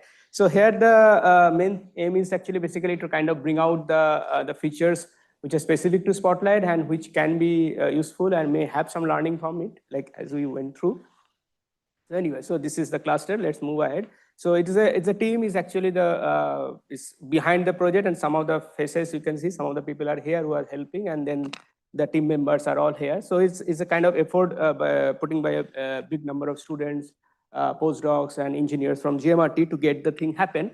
So again, on slide, a few seconds for GMRT because this all things is based on GMRT. So GMRT, as we are hearing about DSA, Meerkat, is also one of the interferometer. Is operating frequency might be a little different from the other interferometer, running from 100 megahertz to 1500 megahertz. Baseline is 25 kilometers, which is important because that gives us the localization accuracy. And there are 30 antenna and 45 meter dishes. So like compared to other interferometer which you heard till morning, the GMRT dish is larger, which is giving us a large collecting area. Sensitivity is more, but it is actually giving us a less field of view. So GMRT is an excellent instrument. It become even more interesting when this upgrade of the bandwidth happened towards the like late 20 and like last 4 or 5 years back. And then after that, it took some time to stabilize the system last few years. So now it is almost the time where actually you can expand GMRT for doing something interesting for the, which is called common source searches. Like as you heard from Kaustav in the morning, that Meerkat is going towards the mid-trap project. It's a common source searches. So like when you build something in interferometer, the problem with interferometer is very good, having a very good resolutions. It gives you localization, but the field of view is minimized.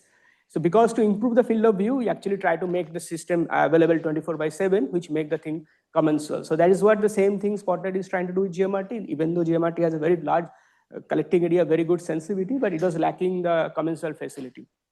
So as you can see in this transient landscape, so it was the GMRT with the incoherent beam, which you also heard in the morning. So because you get a large field of view, but the disadvantage or the difficulty with dealing with incoherent beam is that it actually comes up with a lot of interferences. Because the way the sum happened is actually prone to have a lot of interferences, and also is sensitivity. So as you can see in this curve, which is very clear, like if you want, when you're pushing it down, you're improving in sensitivity because you have a Spotlight which is like coherent addition. And when you have a coherent addition, you will push in both sides because now you have a much more interference-free baseline. So you can actually go to the smaller as well as higher time resolutions. Increased pulse width basically. So because your baseline is much more flatter. So that's the beauty of going from incoherent to coherent. So you gain in the sensitivity as well as you gain in the parameter space of the pulse width. So now, what about Spotlight? So I'll talk about the sources which Spotlight is. So you already heard about some of the things, but my point will be to kind of summarize and bring it out something which maybe we have missed last week while you're discussing. So Spotlight, if it is work in the full specification at which is kind of proposed to build, is 2000 beams on the sky in real time. And then we'll be kind of seeing 200 plus FRBs over next 3 years of operation, which is like right now funded, and which will come out to be like 1 or 2 FRBs per week. And we have a DM space, which is like a different DM space in the frequency space. As we understand, like as you go to higher and higher frequency, your transient buffer length reduces, and you can actually go against the dispersion and scattering. So that means you can increase your DM length. So you go higher DM and the higher frequency. But in the lower frequency side, which is go all the way up to 300 megahertz, you limited 2000 parsec per cubic centimeter. So this bar chart is actually based on the last 3 years of GMRT operation. So the way GMRT operated is kind of biannual observation cycle. So in that, you actually, everybody propose, and then based on that, you see what fraction of GMRT time goes into various frequencies. So this is we call band 4, which is almost 50% of GMRT time get used in the band 4, because that is the most popular band in GMRT. And you spend maybe like 1 quarter is actually in the band 3, and then like 10% of time in band 5, and rest is remaining in the, which goes to multi-frequency observations, as well as band 2, which you don't cover. So the spectrum which you cover is all the way from 300 to 1500, which is basically band 3, 4, and 5. And then as you can see, based on the percentage of time you spend on the sky for the particular band, we can come up with the FRB rate, which actually you can see in this rectangular box, which is 3 years of operations. So now, so it has various things as you just try to capture here. It can search for pulse width up to 10 seconds. It can search for long period transient, which you hear last few talks also.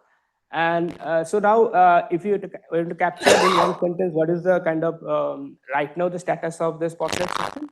We have 160 beam system kind of operational from May 2025. So this operation in the sense like it see the first sky in May 2025, and then we are actually, as every system, when you go to the first time in the online mode, we have various things to sort out in the system. So as we are deploying and are observing this simultaneously, so we actually last few months we are kind of sorting out various systems, but both the fund of kind of bug in the pipeline, kind of meeting the sensitivity limit which you have proposed to. So now the system has right now reached to a stabilized location where actually you're meeting the expected sensitivity, but you have limited number of beams. So I'll come to that.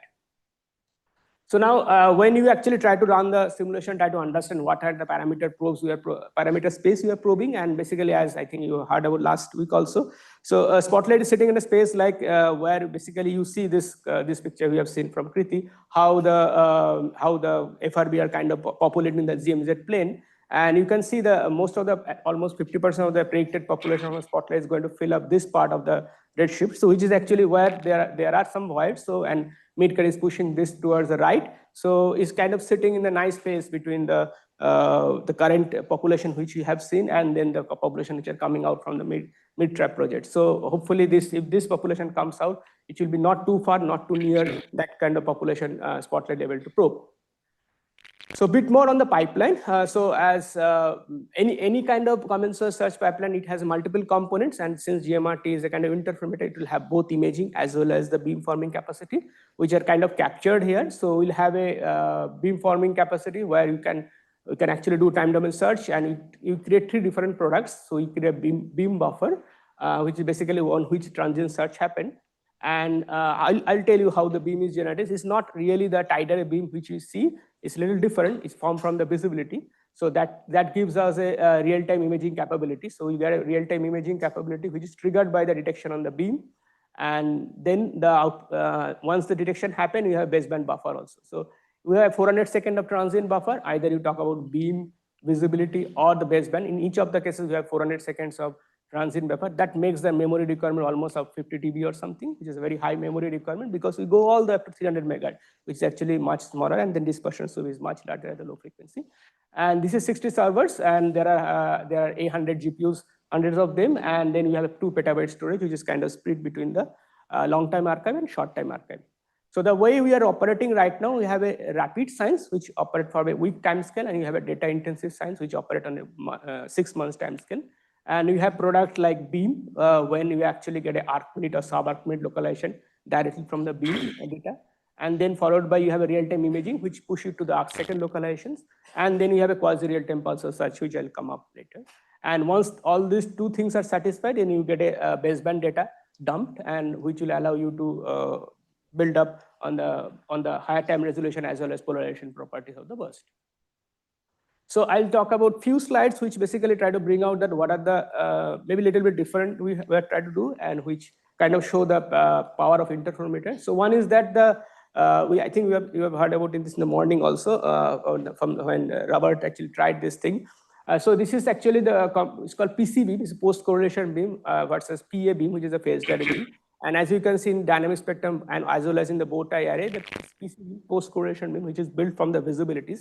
So we actually add the cross terms of the visibility to form these beams. Since we form the beams from the visibility, you can do that. And it's much cleaner, which will help us to basically detect as well as classify both things. And the same thing you can actually see in the folded profile plane. So it's the pulsar, which is folded profile. And you can see the PC beam, it looks like much flatter baselines, which is important for when you do search because it is much flatter baseline, as well as here also you can see baseline is much flatter, which will allow us to push the pulse width at which you can search for. And definitely to give you more sensitivity compared to the PA beam, which is a simultaneous data. In addition to that, you will also see when you see in the image plane, the beams look much cleaner in the PC compared to the PA because you have the incoherent sum, the self terms addition, which makes those side lobes and the little broader beams, which you get much more cleaner, which will also help us to kind of localize because you have a much more cleaner beam. So now how we do this thing? So you, as like you heard from Mekhla last week, that actually talks about various kind of tiling and various kind of modes.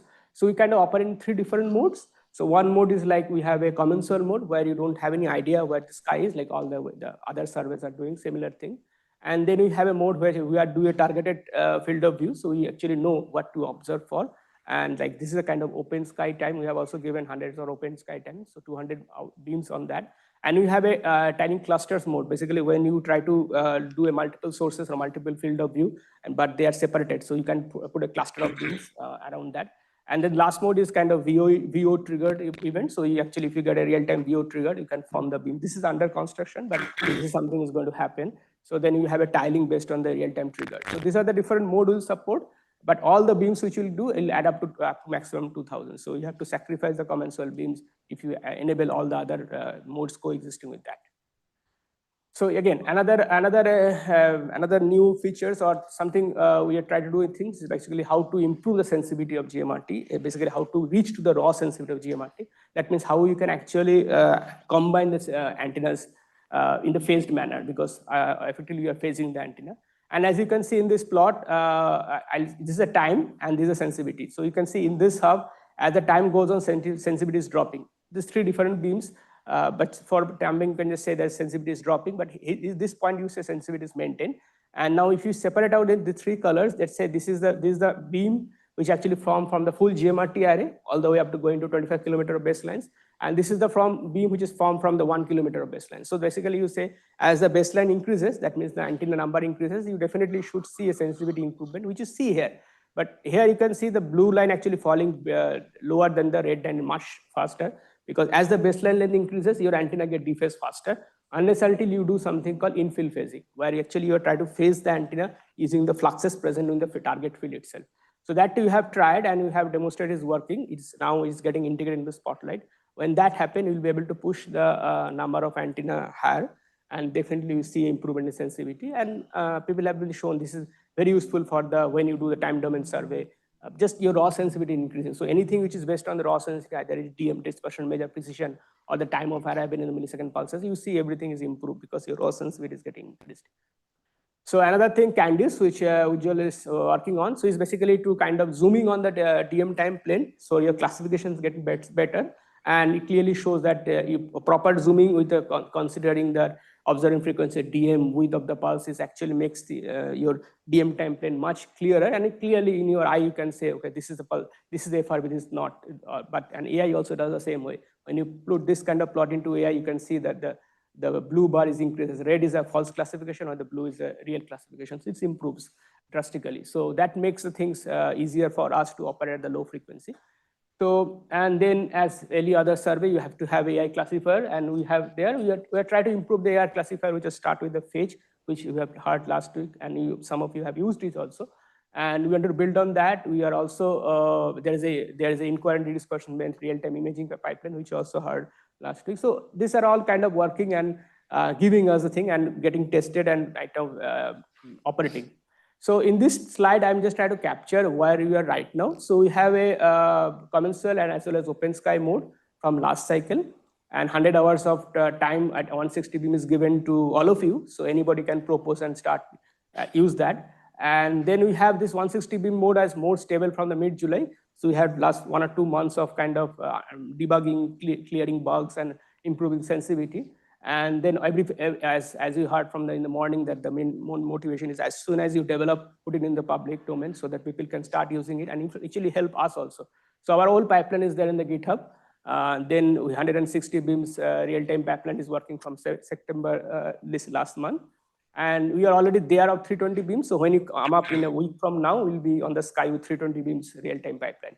And then by end of this year, we should be up to the 640 beams, because that is where we see we can push our system. But beyond that, we have to do a serious development. So that is going to happen for the next year. So hopefully it will be, that's the way we'll be moving on. So that's what you captured here. Few glimpses from the real time. Things are actually moving like it is, everything is based on web server based. You can actually see the real time system working. You can see the antenna band shape, phases, and as well as detection. So there is online monitoring tools which can keep on throwing out the detection output. And also you have a discovery page where you actually every observations get logged, so anybody can go through it and check what detections it put through. Similarly, everything is there. So including imaging also, all the plots is getting uploaded there. So one slide for pulsars. So basically, as I was saying, that it also has a periodicity search capability. And it does two ways. One is actually it search for periodicity in FFT, as you heard from the Scott. In the Fourier transform plane, you do this. And second thing, when you look for the fastest pulsar, because as the time resolution is 1.3 millisecond, you are sensitive to find a double neutron source system, which is tens of millisecond periodicity to the pulsar, slow pulsar up to the graveyard. And so apart from this first Fourier transform, you also have FFA pipeline, which is the first folding algorithm based pipeline when you are pushing the periodicity search up to hundreds of seconds. We also have 4 coherent dispersed beam is getting deployed, which will be helpful for timing MSPs. Not at the so this beam will not be limited by 1.3 milliseconds. This can go to the much faster time resolution. So it will allow, if there is a MSP sitting in your field of view, you will be able to time. All these in-beam pulsars, RRs, magnetars will be coming out from the 200 beams which will be getting recorded. So all this part is you heard about a different component of that. So these are all getting developed. Some of them are actually already deployed and is running as a quasi real-time pulsar search pipeline. And the last part is the LPTs, as you have already hearing, and there is a LPT session also. This is actually one of the most interesting emerging part of the time domain compact objects. So that's what, as this curve also shows, as LPTs are really sitting in the plane, which in the PP dot diagram, where you think that any coherent emitter should not be there, because that's cannot be explained by the normal neutron star emission model. So that's we call a death line, beyond a death line. But the LPTs are sitting there. So this is already posing questions about how the pulsar emission model, whether you need to kind of make some modification, how can you explain them, and what these objects are. So the image domain transient search with GMRT is one of the way to find it, because GMRT is very sensitive instrument and you have a large amount of archival data present in the GMRT. So that is what this light project is kind of doing, which is kind of a subset of Spotlight, because the pipeline is getting developed there. And we'll be hearing this more from Abhinav later in the week about the pipeline. So this is like one of the 76 pulsar beautifully detected in the image data. And you can see the time domain pulses from there. So this goes through various pipeline, the image domain detections, and then time domain search on each of the pixels, and also the periodic search, because we wanted to find out the periodic. Like this is the object is a periodic. So in addition to the single pulse searches, we actually stack them and search for the periodicity. So we basically try to find out, like you can see, periodicity up to hour or so, we will be able to figure out from that. So that's the kind of thing is also getting built up. So now I'll just give this slide here, and then maybe I'll stop. Yeah, thanks.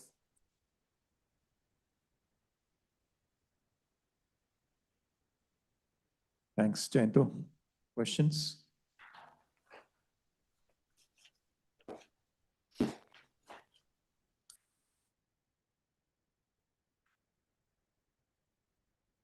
Any questions from the online participants? Yeah, if online participants have a question, so Ramesh, can I come back to you? There's a question here in the audience. I'll come back to you shortly. Sure. Yeah, I will wait. Hi, Jayanta. So where is the advantage of Spotlight and GMRT as compared to other surveys in terms of number of FRBs? Because number of FRBs that you are projecting is 2 per week, whereas DSA, it would be like 10 per day, right? And the other bigger surveys are going to bring more FRBs. Yeah, and sure. I think the number of FRB, as you see, it's actually much smaller than any large field of view survey can put it. That's basically that is limited by the field of view GMRT has. So the way we see the Spotlight is different. There's one thing is actually the frequency coverage, because if you see, we are going all the way up to 300 megahertz. So we'll be able to see very low frequency things, and maybe you'll be able to see much nearby fainter FRBs. And also, if you see the FRB, like the DMZ plane, there are region where you think we'll be able to probe deeper. There's a region where actually required to have much more FRB. So that is the one way to look at it. And yeah, so I'll just say maybe it has a little bit of complementary space than DSA 2000. I think the way it looks like it will solve many of the problems. So I think, but if you look at the way current population is standing, maybe it has a little bit of complementary area where the frequency space you have not really moved, or maybe the Z space also there are some voids, so we need to fill it up. So I feel the Spotlight will be kind of sitting there, and who knows, maybe it will show us some new different kind of sources. Yeah, Ramesh, go ahead with your question, please. Ramesh Bhat. Yeah, thanks, Jayanta. My question is regarding the BPD net that you mentioned. So I'm just trying to understand, maybe you can elaborate a little bit on what is the idea there. Is it like you do the traditional searching and then you use the classifier to look for the features, or is it like something, a different approach to how you would say, for example, will do acceleration or jerk search, say offline? Yeah, Ramesh. Yeah, so that is actually based on AI inference. So there you don't do any search. Like normally when you do pulsar search, you do the Fourier transform and then look for acceleration based by the convolution filters. So now if you see that BPD plot, I think there is already a feature which is shown here, which is basically the P and P dot. Where is it? It's gone. Sorry.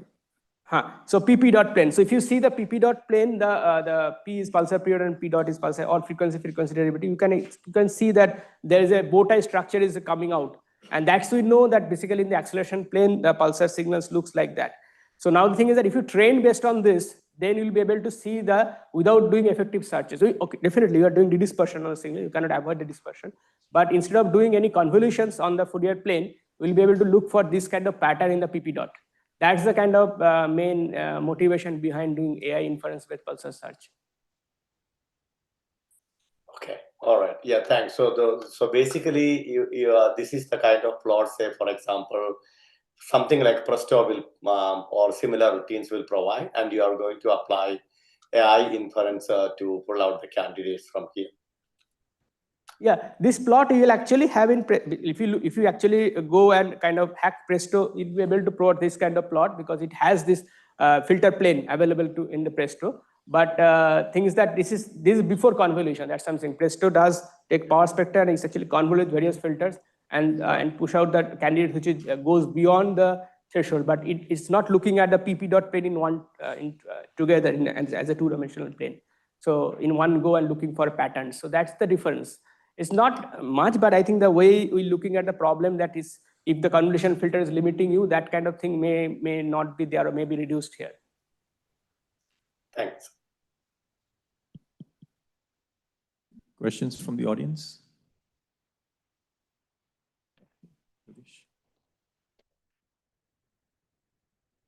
Yeah, I'm just following up on this. It looks very interesting, but then at the same time, you will be doing a lot of computation to, basically compute this plane in the full allowed parameter space. So these planes are actually getting formed inside. When you actually look for the filters, the way you power spectra things, these are getting formed. But what do you do? Actually, you scan through the plane as different power spectra, okay, and look for the signals and this thing. Whereas now you look at a complete 2D views, and as an image, you look for patterns. And I completely agree with you that this has a computational over it, but this is a nice structure which is present there. And hopefully this will, because otherwise it will be limited by the number of filters we put around y-axis, which will actually how many acceleration you'll be able to do. If you go in the kind of if you go as on the frequency derivative plane, whereas in this case you will be actually looking for the various angles. It's roughly correspond to Z is equal to 200 parameter, and Z parameter 200 or? This one. This actually based on one. F dot must be coming from there, right?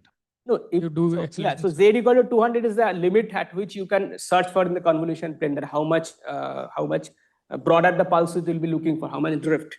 But here I think that this will be limited by the how you can actually differentiate between the angle. Yeah, I understand, but to what extent you compute this in the frequency derivative, that must also be decided by something, right? Okay, yeah. So it's here you basically you can say it is going up to 200 bins. As you can see, the frequency derivative is going up to 200 bins. So in that sense, it is going up to Z equal to 200 bins drift. It is actually current plot is showing that 200 bins drift. Yeah. Okay, thanks. I had a question on the flexibility of your setup, because especially at the highest band, you said there's 2000 DM units. So do you have the flexibility to sacrifice time resolution or bandwidth to go to higher DM, maybe for just part of the time? Okay, currently the way these modes are developed, actually, we don't have a flexibility to change these two numbers. Okay. We can change the numbers as the multiplication of these two. For example, if you go to 2K channel, we may be able to push it to 655 microseconds, because this part is actually, so this beamforming part are actually limited by this part of the cluster. So this is what decides how much beam, how time resolution, and how many frequential. And DM is decided by these two. These two are two different clusters. They are actually connected by 100 gig interface. So the limitation of time resolution and frequency resolution come from here. And then the limitation of number of DM range comes from here. So these two are not connected. So in case, even if you reduce the DM limit, you will not be able to push this resolution up, because beamformer is already frozen at that point.